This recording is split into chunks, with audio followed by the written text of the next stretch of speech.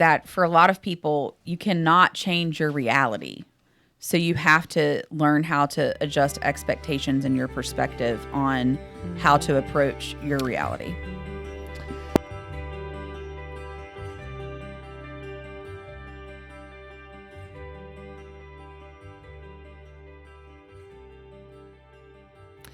Hello, we are Through a Therapist's Eyes. We are recording this on January the 5th, 2023. Happy New Year, right? Happy New Year. Happy New Year. 2023 has come around the corner. It's kind of, I don't know, I usually get a little nostalgic and very thoughtful and meditative and evaluative through the New Year's. I haven't done that at all this year. I don't know what that means. Well, we're only 5 days in. Yeah, well, yeah, but it's. I think I just didn't have the time and whatnot this year. We were driving, and I don't know. This has been a weird year, so maybe that'll carry through the whole year. We'll see. Amen. Yeah. So we're going to be talking about perspectives today. Perspective. I think that might be an interesting topic. Miss, what's your name, Victoria? Actually. Kind of created this topic, didn't you? I did. You did, yeah. Well, I took it from the Expansive group, which is another therapeutic practice. But yeah, they had posted something about. You said it, and I went with it. Yeah. Yeah, you said it, and I went with I'll it. take John, credit. Mr. Pope is with us, Glad to be here. and Miss Kasie the Morgan. Hi. You notice how I did the The Pope Morgan. instead of Yeah. the Pope? I did the Morgan. Yeah. Did it work? It's landing. It's landing. Yeah. All right. It's landing. Welcome back. You feeling better? Doing better? Doing great. Everything's good. Everything's great. You have a good New Year's? I had a great New Year's. That's cool. Yeah, it was wonderful. So perspectives. You know, we are dealing with these things in all sorts of areas of our life. Think about decisions that you come to, crossroads that you're in. The new year is a good time to think of what perspective you have and what perspective you want to have, how you're developing, how you're moving through challenges in life and pleasures in life and life's transitions. There are a plethora of examples of this. Through the show, think about what is your perspective really? And then do you know really where, how your perspective was developed? It's an interesting and dynamic question to really ponder and think about. And then do you have domain over your perspective? Right? And if you feel empowered, how do you develop that dominion over your perspective? Because I think a lot of people kind of feel like we covered recently. I feel the way I feel, and I can't do anything about the way that I feel. It's the way that I feel, right? Well, it's the same thing sort of with your perspective. And I think that you'll land on probably a pretty big consensus of our panel that you absolutely have dominion over your perspective. But boy, how do you do that is an interesting question to get into. So we're going to be all about perspectives today. Throughatherapisteyes.com. Contact at Throughatherapisteyes is a great way to get into us, get in with us, to talk to us. We, what else do we do? We've got, I'm just going to go into like, hey, this is the human emotional experience, and we endeavor to do what? Figure this out together. Right. We Totally. also do not provide any Therapy services of Deliver any kind. therapy That's services of any kind. Hoorah. See, one of the things, guys, I was listening. like, you're forgetting one. Yeah, listening audience, we are like therapists, paranoid at times about liabilities and that kind of stuff. So thank you, Victoria. The lesson of CYA has stuck with you, hasn't it? I don't know what that means, but yeah, sure. CYA? Cover your ass. Absolutely. Oh, I was going to say arse. Oh, sorry. Arse. Is Arse. that a better way to put it? Yes. You can't say ass on a podcast. I'm down with You could ass. We say can say what arse. we need to. Now Neil's like can. rolling his eyes and smirking. He's like, Great. we just go ahead and block that out. yeah, we'll have to go I don't think we have an FCC. rated R explicit we just moved into, but that's okay. That's okay. So let's understand, first of all, like, what really do we mean by perspective? I want to get your all's take, but listen to these sort of literal, I think sort of funny definitions, because we do start with definitions a lot, because I think you need to know what you're talking about if you're going to really kind of go into and delve into the topic, right? So the art of drawing solid objects on a two-dimensional surface so as to give the right impression of their height, width, depth, and position in relationship to each other when viewed from a particular point. That is the definition of perspective, right? Yeah. That's a pretty scientific definition.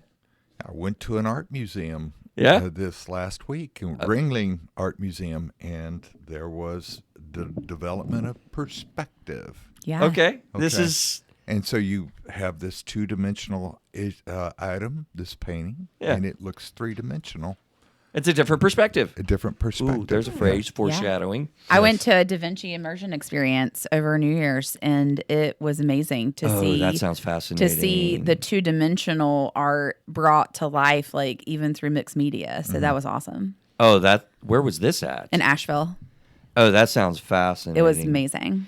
The appearance of things relative to one another as determined by their distance from the viewer. That is another sort of literal definition Very literal. of perspective. So when you all think about it, what do you really think about? I mean, obviously that's not what we're talking about at a mental health substance abuse podcast. So Yeah. what do you think about when you think perspective? Like your take on things. Right. Like this is my take on things. Right. How you view something, or how you interpret. Even something. affects your attitude. And so thinking about, I mean, in other words, like you said, the view on things. So there we get into a little bit of the depthier perspective development into our behavior and our attitude, and what you went a little bit of a step further into, like, what are the effects, right? Which is naturally what we do as clinicians. Exactly. Yeah, I mean, and I think that perspective shifts, right? So based on your core beliefs. Big time. Yeah. And I think core beliefs are just like putting on a pair of sunglasses and walking outside. So your perspective is filtered through your core belief.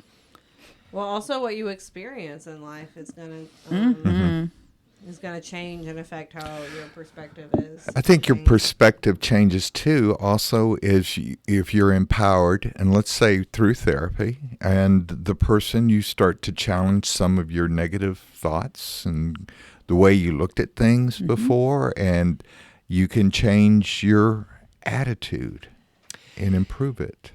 Isn't it a lot of what we do in our therapy Yeah. office, fundamentally on a core level, looking at your perspective and really working to change that perspective? Because oftentimes we get stuck in the perspective that we're in, and to get unstuck can be really hard. Yes. Yeah. It's the concept of reframing, right? Yeah. So Classic You don't wanna- CBT, yeah. cognitive behavioral Therapy. because the truth is sorry, John. I know, that's okay. But the truth is that for a lot of people, you cannot change your reality.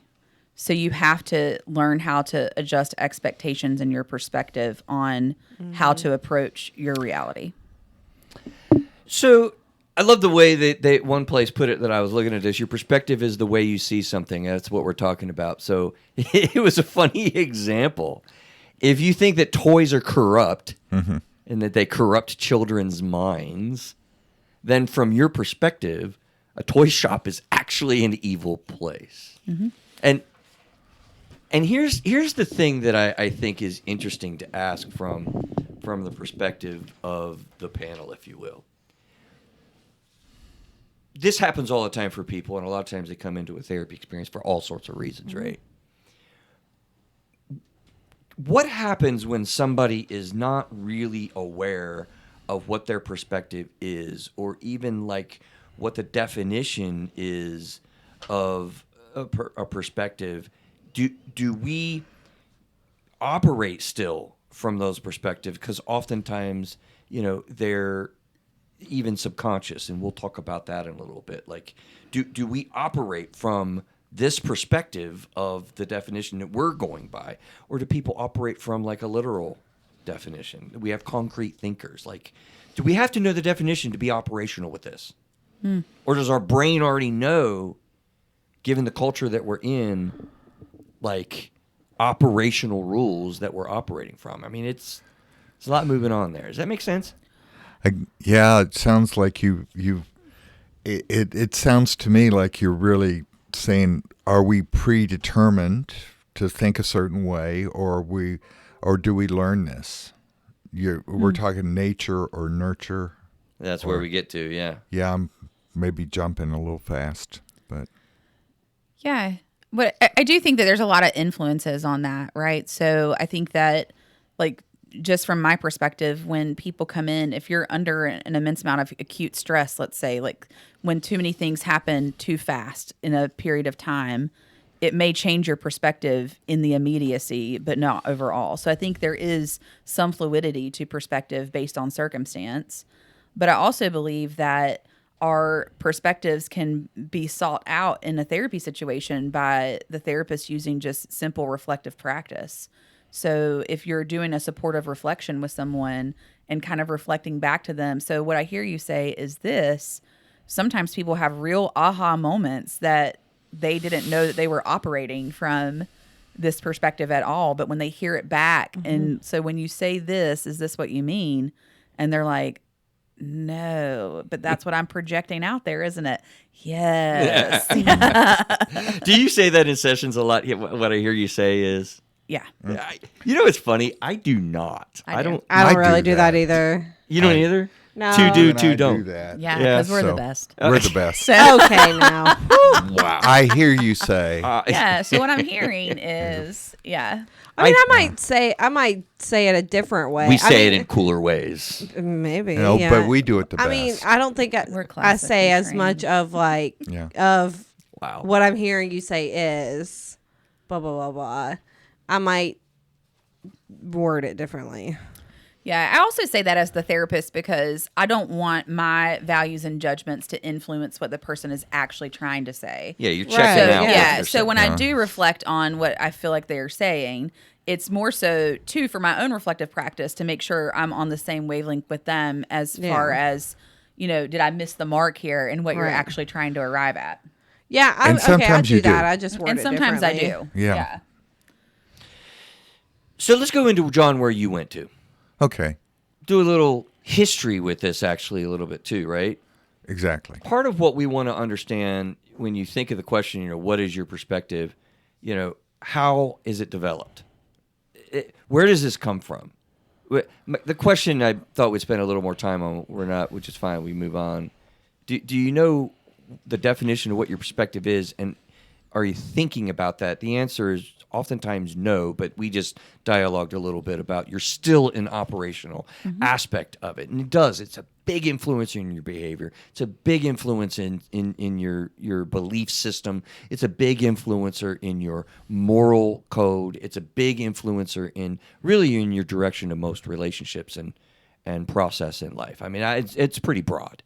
This is a fundamental part of you and who you are. So how was it developed? Well, we go all the way back to the tabula rasa theory. You remember all that from school? No. No. No. Blank slate. No? You did 2 no's? 3 no's? On Oh my D2. goodness. What the heck? This is philosophy Wait, are we 101. are we talking about? Yeah, tabula rasa. Is Okay, a, now I is a struggled my bel- way through philosophy. Okay. Okay, so- well, it's, Oh, I'm sorry. it's also just psychological in nature and stuff, and so I took the philosophy of film. I just want to throw that out there as my Okay, philosophy. Well, of you it. would have tabula little rasa random. there. This crew did you just give these whole people caffeine today? Oh, I'm jacked you all jack the way I'm up. Oh, drinking goodness. caffeine right now. Okay, I've calm started down. drinking energy drinks.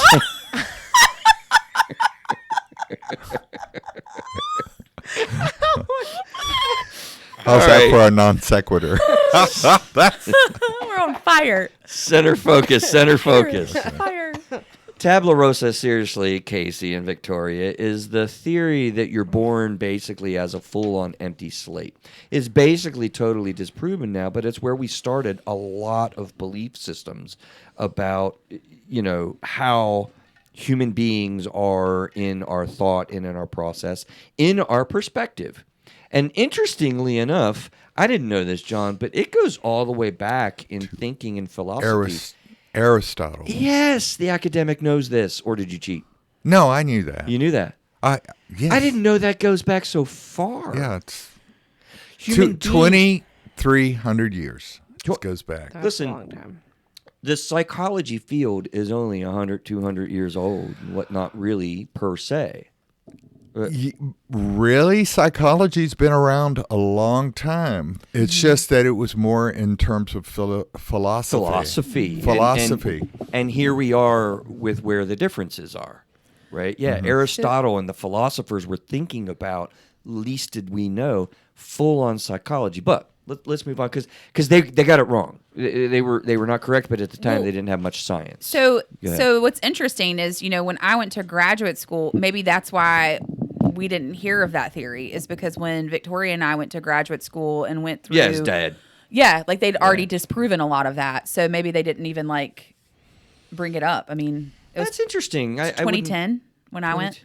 Okay. So maybe the early 90s and stuff, we were still thinking with some validity on this? Certainly not. Probably. Yeah. Well, even when I went through school, there's some questions about it. I mean, it was presented as a theory of the mind. Yeah, same. Yeah.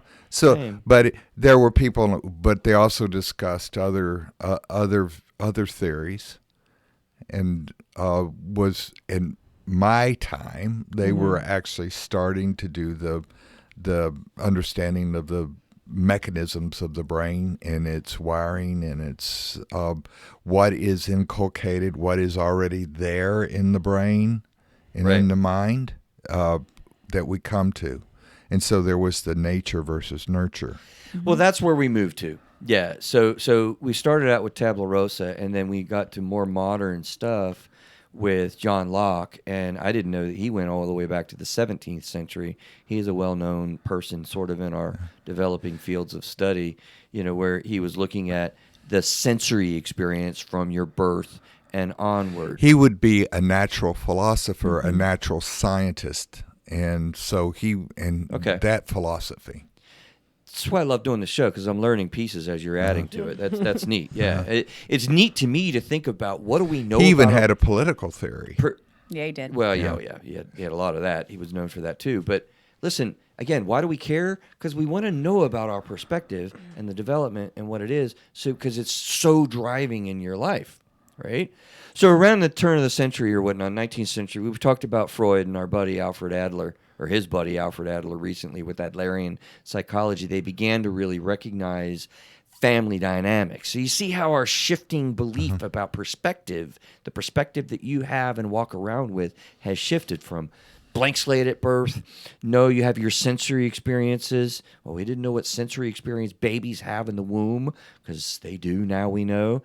Then we went to family dynamics, where Freud really dug into there as being what is formed and learned and keyword socialized. Okay, well, we can get into the weeds with this, but suffice it to say that today we know a whole lot more about all that develops prenatally and singing to your baby and experiences that babies have, and even sometimes memory that's in the womb. I don't know if I buy that, but some have studied and purport that you have those types of things. And we also I'm skeptical. I'm very skeptical about that, yeah. But then we also know a lot about genetic realities that are a big part of mental health conditions and whatnot. So, for instance, in the field of alcohol addictions and whatnot, there is a huge reality of, how people are born addicted or not. I've had many conversations about that. Tip to the side, I think that people are. But this is really question for the panel. Do we understand this yet? Perspective? Or what, like the stuff you're talking about? Do we understand what formulates our perspective? Well, I hope not fully, because I feel like that would be boring if we did. Right? I like the evolution of theory around how things continually evolve and influence. Because if you think about it, our perspective has shifted even from the time, like I was talking to a child the other day about how, there wasn't text message when I was dating, so like even in my life, there's been a shift in perspective on communication and the way you ascertain information and the way you have discourse with a person. Because when I started out, like my adolescence, we didn't have the internet, we didn't have computers, we didn't have cell phones. Dynamically different. So like it's drastically changed over time. And so I think we have to consistently study this information, because if we just rested that we know all there is to know about our perspective, then we're not evolving with the times. There's also the worldview that people live in. And I'm wondering, in the time that we're living in, and so our perspectives are changing. There are people of my parents' generation, and both my parents are still alive. That's amazing. But they're World War II people.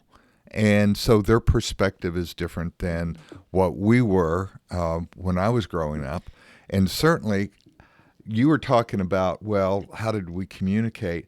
I had a long-distance relationship with my wife, and it was snail mail. And then we also had to be aware that when we had phone calls, it was going to cost a hell of a lot of money. Oh, yeah. You know, and so we had to have that intense burst in terms of that time. We couldn't just listen to each other talk or breathe over the phone. Yeah. It was, A lot of my boyfriends were long distance in high school, and my dad gave me 10 minutes a day yeah. to talk to them. There you Victoria, go. can I give you guys, and you guys follow up, an impossible question? You ready for an impossible question? Sure, why not? Try to lead us off with the answer to this impossible question. Okay. I So feel a lot of we're- pressure. we now know that we're not a blank slate at birth. We know that our sensory experiences, even in the prenatal womb, drive our perspective. We know, of course, that the family of origin, we learn a lot. There's all kinds of social learning, creates and drives your perspective. We know also that biological and genetic realities give us a predestined tendency, not pre-absolute determined, but predestined tendencies with your perspective and mental health I conditions. like that nuanced difference. You like That's that difference? That's a philosophical difference And an important one. and an important one. So your impossible question, Victoria, is, Yes. and I'm looking to actually see if we can all come up with an answer, Sure. right? Which one's most poignant in the development of a person's perspective? The Go. biological or genetic. Which one? Between what? Sensory, Oh, so that family of okay. origin, And then- biological, genetical. We can add, John, worldview. Yeah. You're right. I did not have that in my thinking, but worldview is a fourth. Like if I had to pick one, Yep, you have to. I don't know. All right, we're gonna pause on you and go to Yeah. you too. So for me, I would say that I firmly believe that it probably is more, probably more family of origin or who you're raised with. I think all of them are important and play a part. But I also think that at a certain age of accountability, like your own perspective takes over. So I know, like for myself, like surrender and obedience in terms of my relationship with my religion is a really important and the most poignant part of my perspective. Yeah. Like that, the experiences that I've been through, even the last year, which some of you know about, like that perspective, like the attitude, the thoughts and beliefs I have around that are deeply rooted in that obedience and surrender. Gotcha. Okay. So that would also be your worldview. Yeah, yeah, So, I mean, sure. in other words, so you have a Judeo-Christian Yeah. Worldview. Yeah. So Yeah. Well, okay. Let me pin you down, and then we'll go to John. Family of origin, or as John points out, worldview, So I think though, which like, is culture and religion. I think. but I origin. think you have to think about it from a worldview perspective that I was born in America to Christian parents. So Yeah. is that also priming me to have this Sure. the same worldview? Like had I been born to Buddhist parents in China, I might still arrive at this place. Yeah. But I could have had different influences over my perspective up until that point. So you have domain. You have domain in that regard, but I think at some point when you think about surrender and obedience, like you are willing to relinquish some of that domain to be able to kind of prescribe to what you feel like should be the perspective that you strive for on a regular basis. Yeah. John, what'd you say? Well, I would say that it's a family of origin, but and I'm thinking in terms of adoptive parents and children that they take on the values. and genetic realities are very different, but the family you're raised in, right. adopted. That doesn't mean that then, let's say, for anxiety, which is there's a lot of empirical evidence that there is a genetic component to this that is heritable. But at the same time, you go in that milieu, that soup, so to speak, with the family. You've got that support system that may navigate that anxiety differently, or that would be different for that person who has a tendency for anxiety. Did they help you out, Victoria?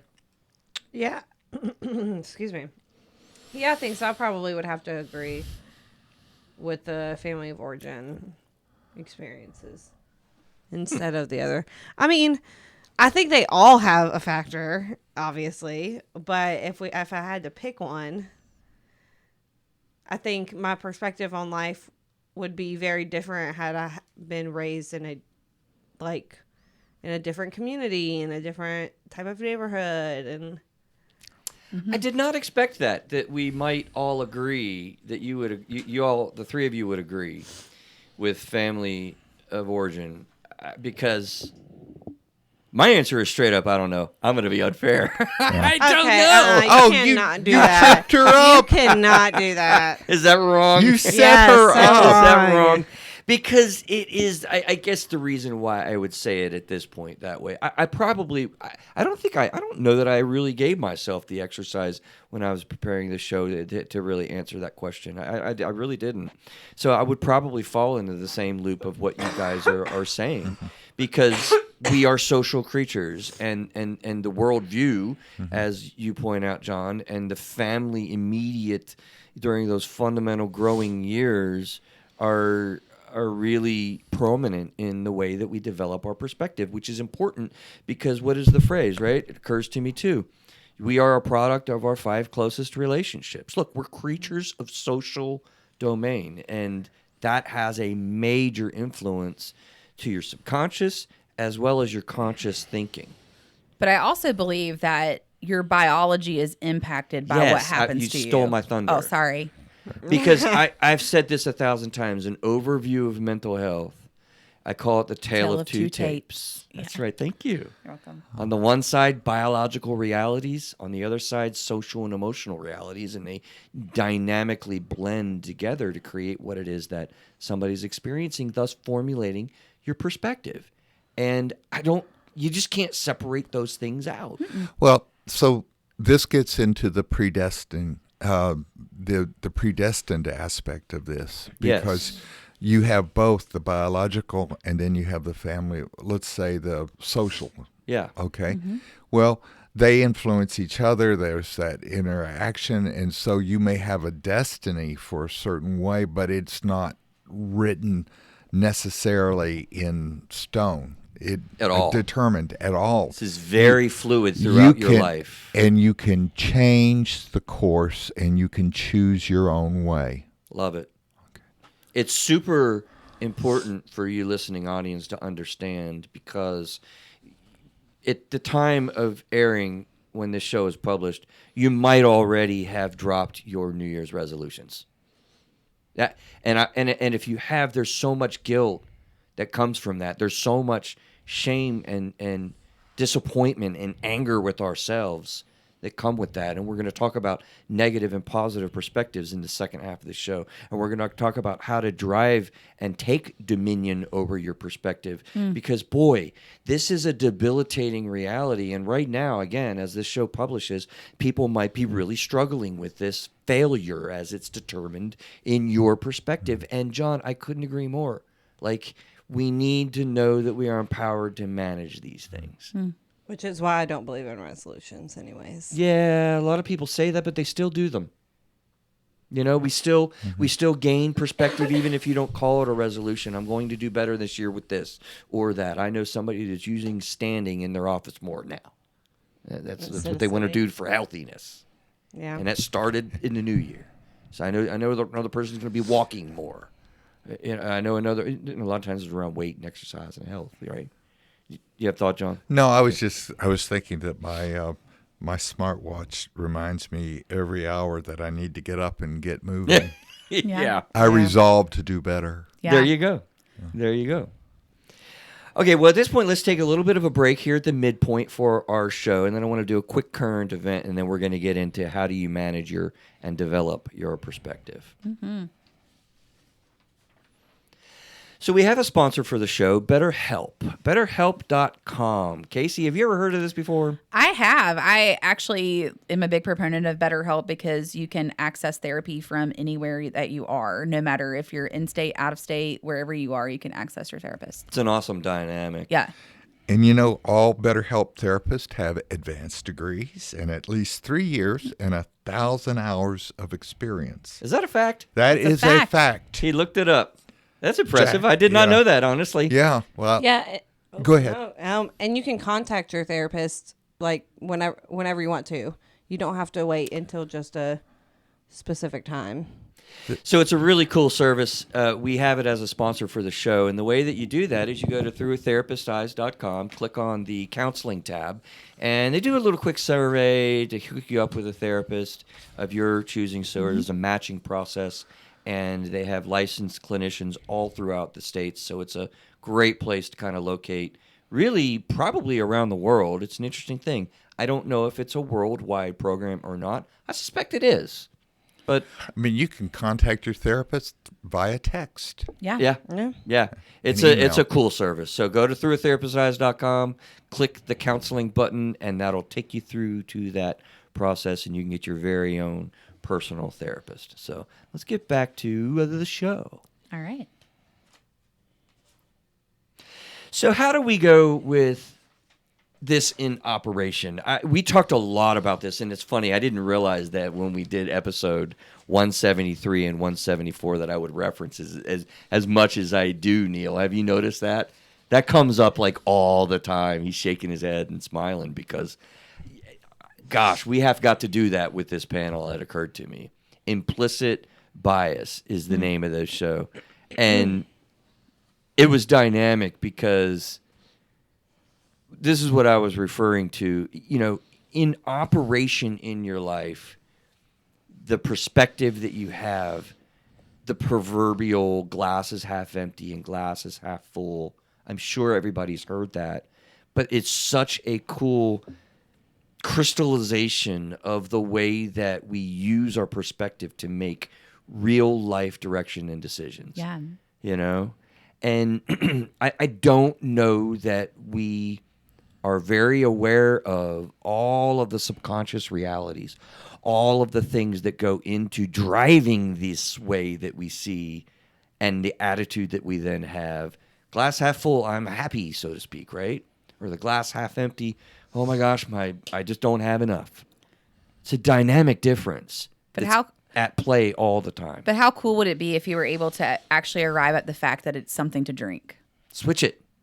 Switch instead it. of full or empty, that it's just something to drink? Yes. And to take the power away from the implications of being full or empty. Listen to these phrases. That's Zen. That blew my mind. Get a different perspective. What is my perspective on this? Well, I see it differently. Ooh, you got a good perspective. Ooh, Victoria, I really admire your perspective. Kasie, we just have a different perspective. We do. John, how about if we keep things in perspective? Thank you. Right? We use this word a lot as part of the point when I thought of those phrases and how embedded it gets into our lives and the way this is in real operation. Again, like all the times, I'm excited for you to stick to us to learn about how do we manage these things. And so I loved this quote when I found it. The right perspective makes the impossible possible. And then there's a picture, and you've seen these kind of pictures where a guy's standing there and, you know, he's holding the sun, right? And so that quote together with that picture to me was like, yes, this is what we want to do, right?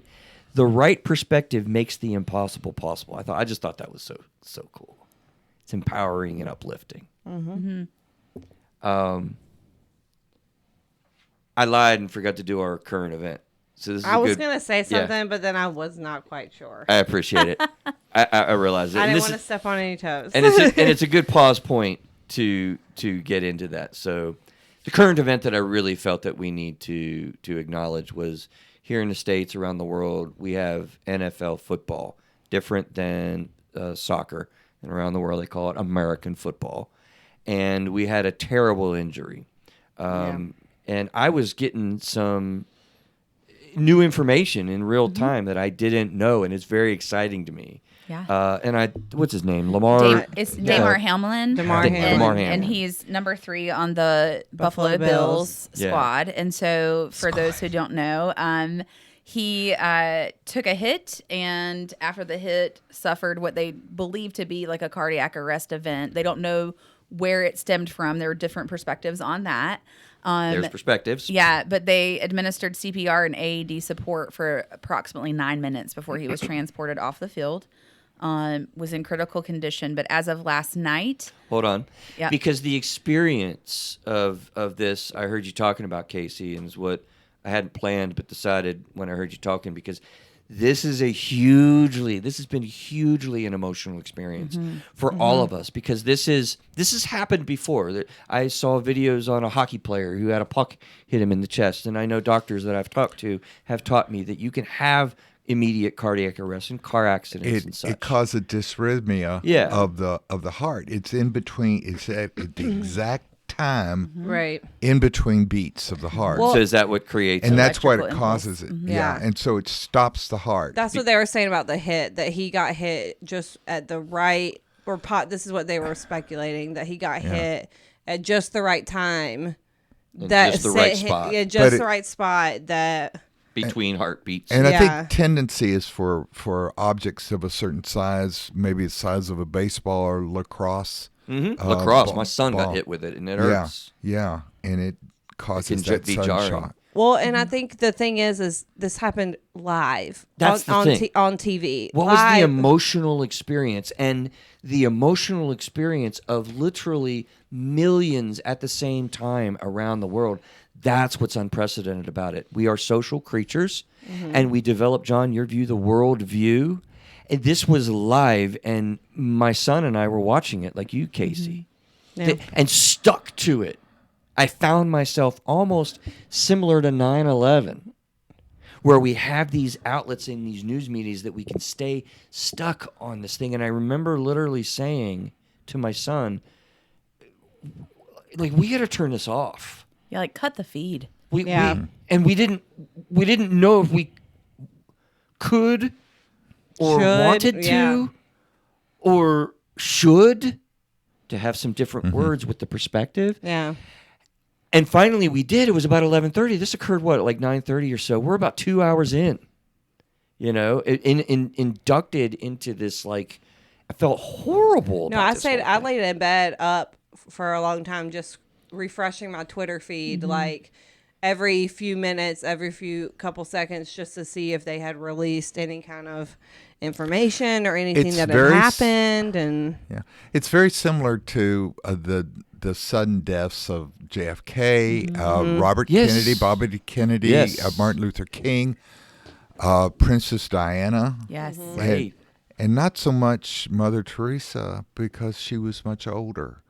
And she was at the end of her life, or Pope John Paul. Natural, or the Pope Benedict, who just... Whereas Damar is 24 years old. 24 years old? Like, that's shocking. Vibrant. Jarring. And so it's very shocking. So I literally heard some news that the ladies here were talking about that's exciting to me, and I don't know these things. And so what were you saying, Kasie? Yeah, so as of last night, there was like the gripping of hands, and he was able to write a message that asked, and this is what I think is so cool that we're doing the show about perspective, because he asked the doctor through written word who won the game. Oh, wow. And so the doctor changed the narrative and perspective and said, you won. You won the game of life.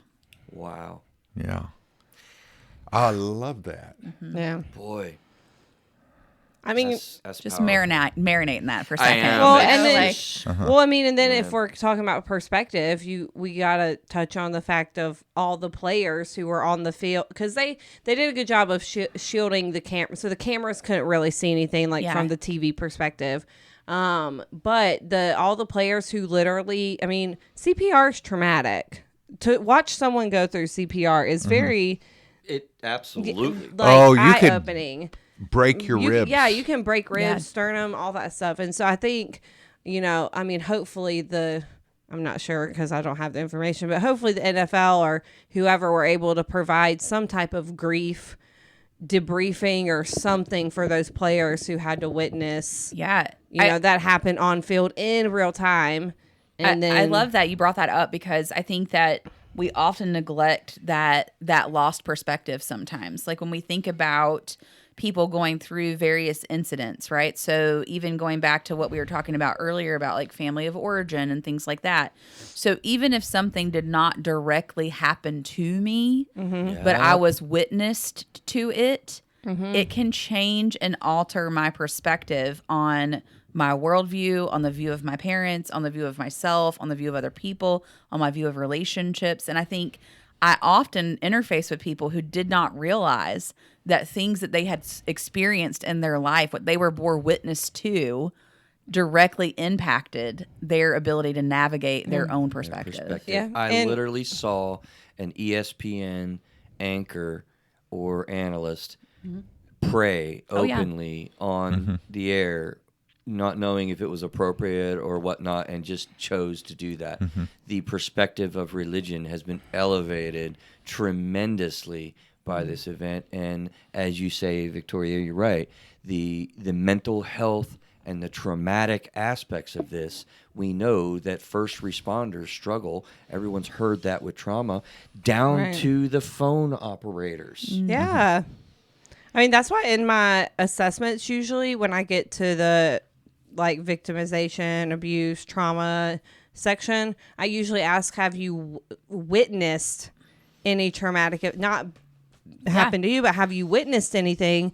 Because sometimes, like Kasie's saying, it can change your perspective, your outlook on things, sometimes without you even realizing it. Yeah. Sorry, go ahead. No, I had a client whose father had seen people falling out of the Twin Towers on 9/11, and he witnessed it, and he witnessed the cloud coming at the collapse as well. He was traumatized from that, even though he was physically safe. Have we all gone through a level of traumatic experience with Lamar's injury and Damar. subsequent Damar's sake? Thank you.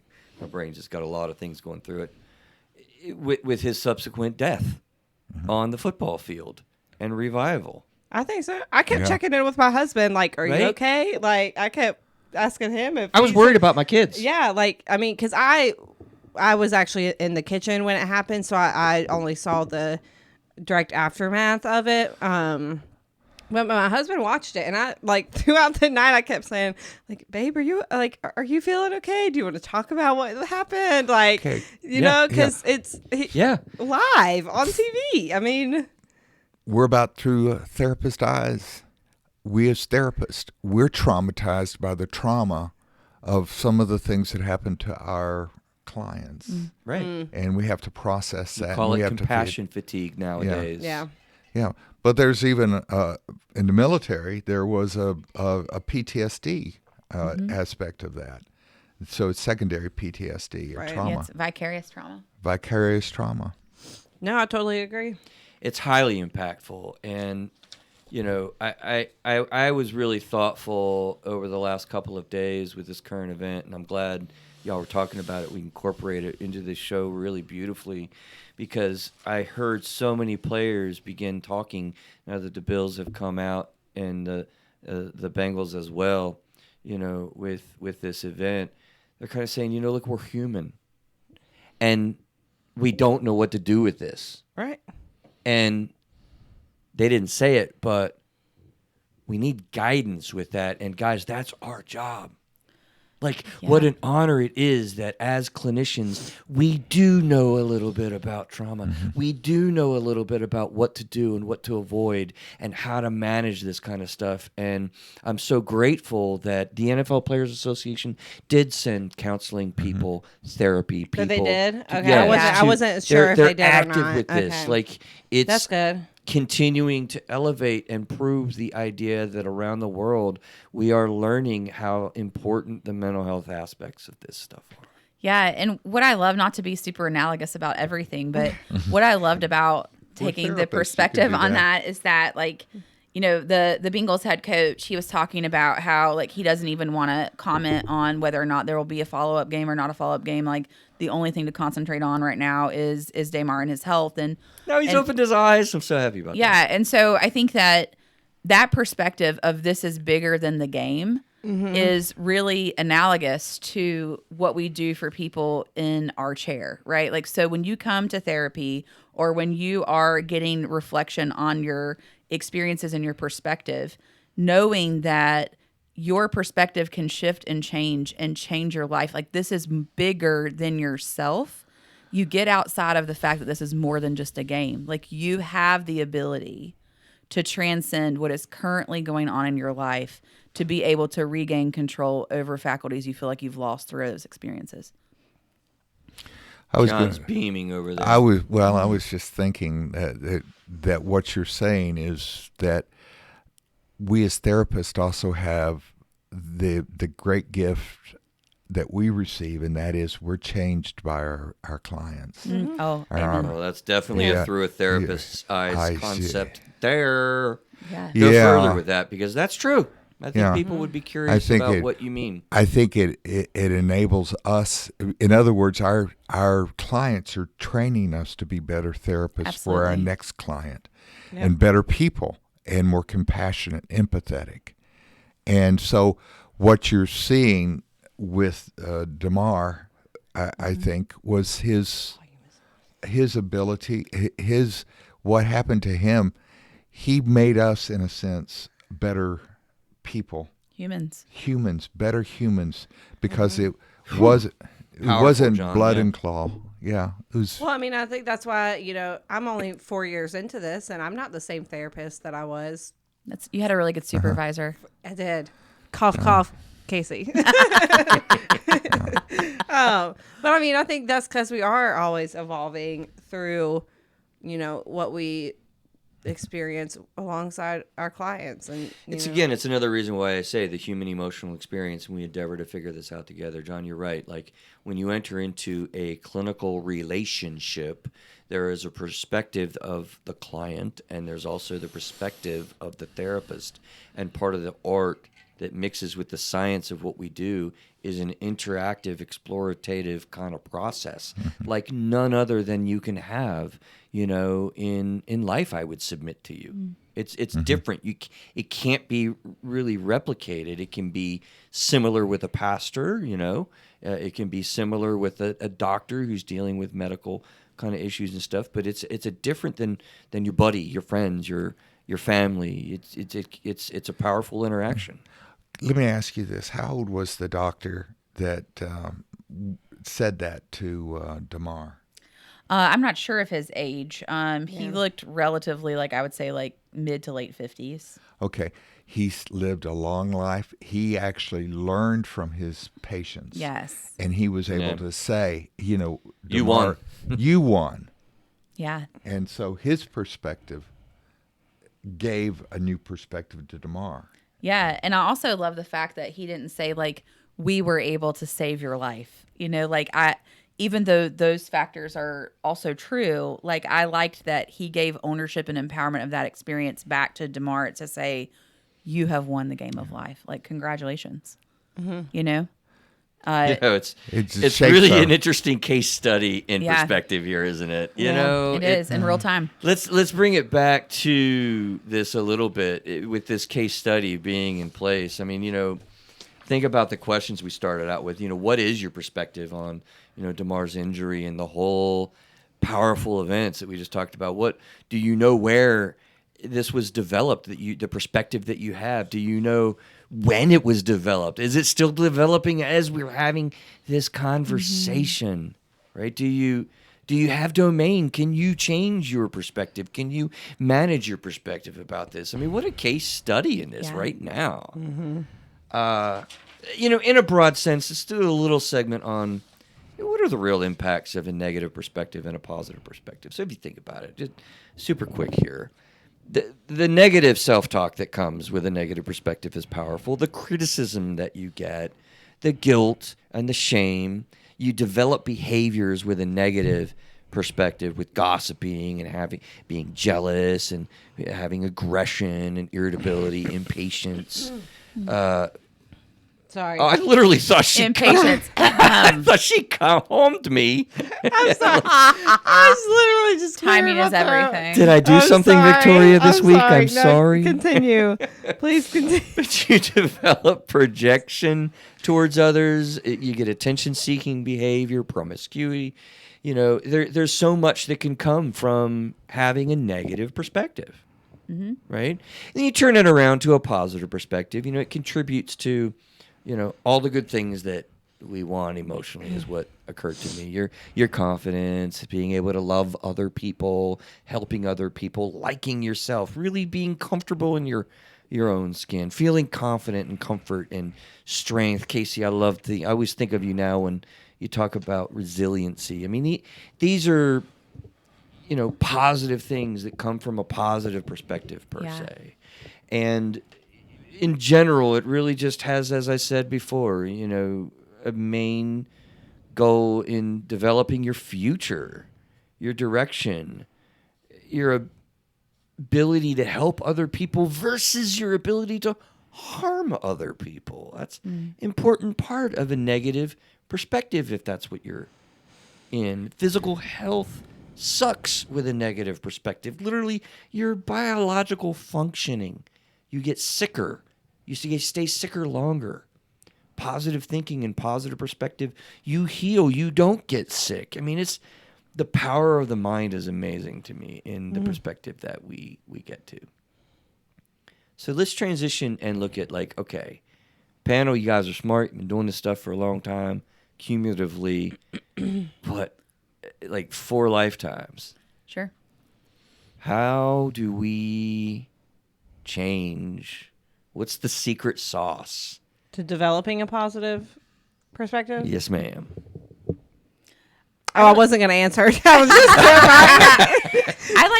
I like to approach perspective shifting by looking at one, like core beliefs, right? So those core beliefs that we've developed that have come from a variety of places. I think they come from ourselves, they come from others, and then it comes from the future influences on who we think we're going to be moving forward.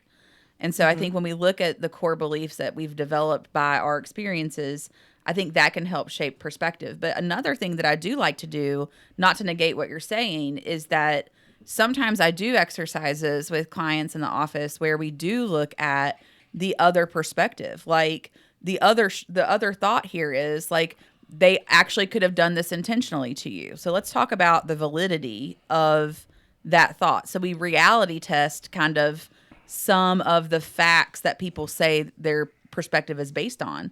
Do you really believe that this is true? That's REBT. It is, in thanks. essence. Yeah. Oh, you gotta say what Rational emotive REBT. behavior therapy. Right. Let me set it up. REBT is Respect. RESPCT. No, it's rational emotive behavior therapy. Yes. right. It's a whole other philosophy that we go in Yeah. with therapy direction, and Yep. it is. Sorry, rational emotive stuff. Yeah, I'd like to also add to this is that you are able, once you start with intentionality and you say, this is what I would like to change in my life, have patience and self-acceptance for yourself. Grace, because there's going to be setbacks. There's going to be 2 steps forward, 1 step back. Opposites attract. Yeah. That's right. Oh, was that's Paula right. Abdul, Yeah, she's going up the attract. stairs Yeah. with the wolf. Well, That's, to further that and stay with that, John, for a second, I would say, this is why this is an important and cool show here recorded on January the 5th, because people around the world are struggling 2-3 weeks in when life gets real, and you wanted to change something, you wanted to improve something or engage something in your life. You know what, Victoria, you say you don't believe in resolutions anymore, and I've said that for many years. I do believe in them, but I believe that when they struggle, fine, get back to them. It's a process. I all believe through more the in, year. in setting it up as goals and things that you would like to achieve, and then creating small steps to get to those Baby goals. steps. Yeah. Baby steps. I think when you think of a resolution, that a lot of people think that, day one you have to jump into it and be successful, and I think that's where.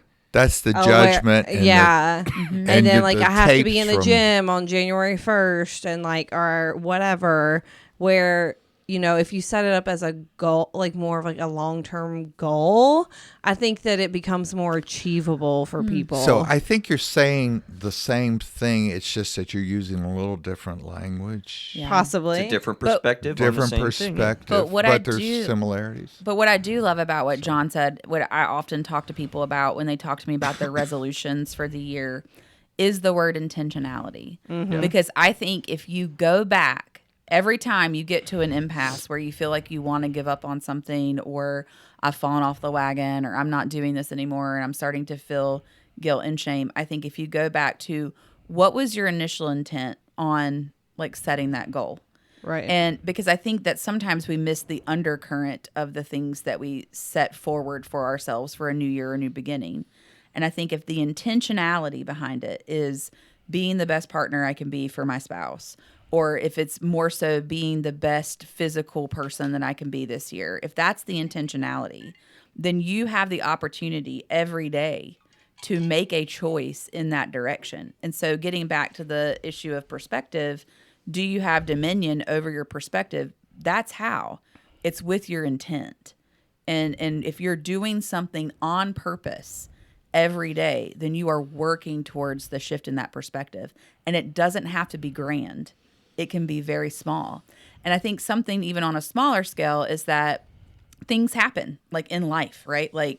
The Mars injury. Right. It just happens, right? So my intentionality for the new year might have been hey, I want to get healthier or whatever, and then something like that happens and I bear witness to that event and I'm like, holy crap, your whole life, he's a healthy individual. He works out all Right. the time. He's in great physical condition. So then it doesn't matter if you're healthy. Right. And you Things start can having still all this happen to me, perspective. yeah. But the truth is that if my intent is to be a healthier individual, then I learn from the perspective I take on that situation to figure Right. out how do I best prepare myself, or I give myself the grace and space to know that in that moment my goal can shift and I can, instead of just focusing on that, focus in the immediacy of taking care of myself.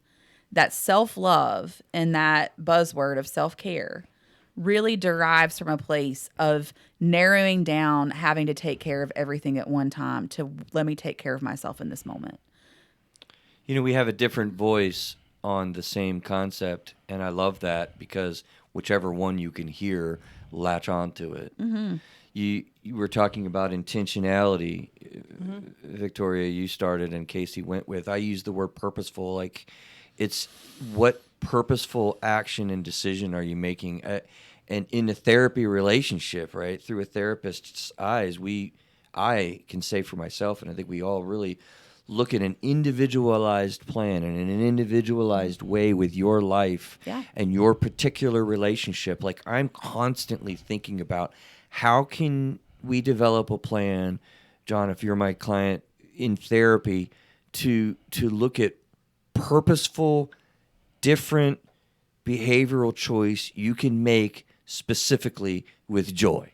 Mm-hmm. Right? That's his wife. I thought you meant with joy in your heart. You can make a statement. She is in my heart. You can make a statement to joy that we purposefully develop, and that changes your perspective. And in therapy, I'm looking for those ways, looking for those little moments, because those little building blocks are what makes a major change in your perspective. That also means the therapist has to be patient. Mm-hmm. Oh, God, Yeah. yes. And very patient. So sometimes it takes a long time for the person, the client, to see, or the patient to see that change is possible and that they have that hope.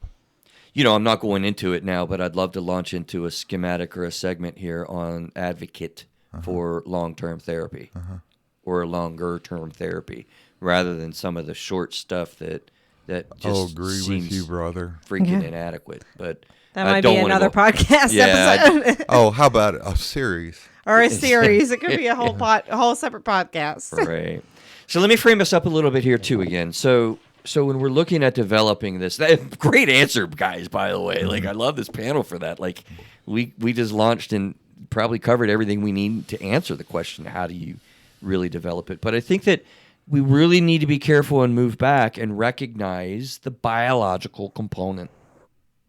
The biological component that's very real in your system, sir, in your biological system, ma'am, out there listening. Like, if there is something that you're dealing with, such as bipolar disorder or OCD, right? Yeah. Which we know to be, oh my God, OCD. Oh, save me. My brain. Obsessive compulsive disorder. OCD, obsessive compulsive. I'm obsessed with the fact that you didn't remember this. I remember just my I brain compulsively rolled my eyes. Yeah, well, there's so many things that go through my brain. And I just have a disorder. Or if you have ADD, everybody together. knows that one, right? Attention deficit. ADHD. And We've had this hyperactive. conversation. We've had this conversation. These are It's biological. ADHD. See, these are biological things. And that is going to drive your experience, which drives your perspective. And there's nothing that you did wrong.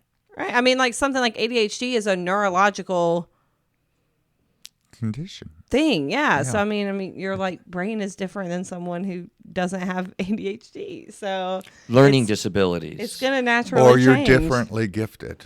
Yeah, you have different abilities. It's a different Different perspective, abilities. which you really do with I have Asperger's or superpowers, is what it autism. really is. Yeah. So my point here is really like recognize and identify the biological realities because they do drive your perspective as well, and then identifying the barriers. I really thought about with what directly prevents this in your life.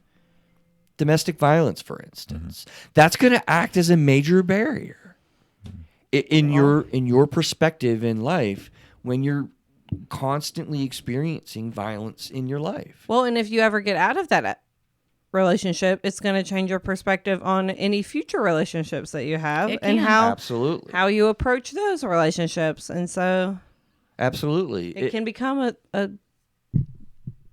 cycle. Family of origin, when you have a mama or a papa, a mom or dad that have alcohol or drug related issues, that dramatically impacts, we said, family dynamics, right? Your perspective. So these are things that you really want to recognize. And then we talked about, a little bit in depth the purposefulness of the choices that you make with your behavior sentences, like we were talking about before. But I would arguably say that a change in perspective can often shift your biology. So even Hugely. though you have a disorder or you have a diagnosis or you have something that impacts like your mental health in that way, there are things that you can do to shift the reaction of your nervous system in the moment to become resilient in your own life and take dominion over your perspective. When I work with a lot of my clients, they have struggles with, I'm depressed, I'm anxious, and I say, well, do you exercise? Do you do you eat right? Do you take that time out to meditate? Yeah. And so I'm wondering if that's what you're thinking too. Oh, or- absolutely. Yeah. Yeah. Like you treat the whole person. The first thing I ask someone is, when was your last physical? Like if you haven't had like even blood work done in the last like year, 2 years, 3 years, 5 years, Thyroid. like thyroid stuff. Like there are so many things that could be going on within you and outside of you that are directly impacting you. And so I think as therapists, it is irresponsible to not focus on treating the whole person. The whole person. And I talking completely agree. about diet and exercise. Just like when I have people that come to me and say, I don't want to do medication. Okay, cool. Let's talk about what you can naturally do for yourself. Like, what have you tried? Ashwagandha root, magnesium, turmeric, like all kinds of things that you can do for yourself that you can try before even consideration for that. How about some coping skills? I can't Right. even pronounce what you said. Ashwagandha. Yeah. Yeah, it's very effective for anxiety. Chronic pain is another one of these types of things that you think about that opioid and chronic pain treatment with opioid use. I literally just came across this today as something that is a driving force potentially in the way that you're experiencing things, because this person's irritability level has been increasing and rising over the last few years. And I'm like, well, yeah, we know that there's a biological reality of this. It's interesting. We were talking about nutrition and the effect of on your mental health. Did you happen to see that? Mm-hmm. Really check that out. Cirilla was awesome when she was with us. I think that was the last show that we did. And it made me curious to think around the world. We have a first-line treatment in the medical profession of exercise. That's here we do in the States generally, a pill or whatnot. Around the world, is it not possible to say that nutrition could be second? First treatment, exercise, second line of treatment is your nutrition, and then you get to a medical intervention or these other things. It's just rhetorical. Mm-hmm. But there's all these things kind of working together that I hope you kind of gained a little bit of perspective about. Yeah, and also not to open up that can of worms, but if you're going to take a diet, think about dieting from your social media too. Ooh, yes. Okay, for another podcast. Thank you. Anyway. I resolved to do better. That's all we're trying to do. So, Closing thoughts, guys, and I think I'm going to try to take us out of here. Okay. Run the day, or else the day will run you. How's that for some perspective? There is a lot of memes and quotes and phrases that are really cool out there. Yeah. For sure. Listen, 2023 has begun, and we do have an empowered, purposeful, intentional way to go through not only today, but this year and the following years throughout this journey that you have in your life. Please feel better and empowered, and to develop a positive perspective that might afford you better health, peace, love, and everything else that you're really looking for. It's a powerful reality that affects us most every day and most things that we do through the day. So take heed, have grace with yourself, be patient with yourself, and throughout this next year and the rest to follow, we're here with you to figure it out together. May you have a better perspective today than you had yesterday. Be well. We'll talk to you soon, and take care. Happy New Year. Happy New Year.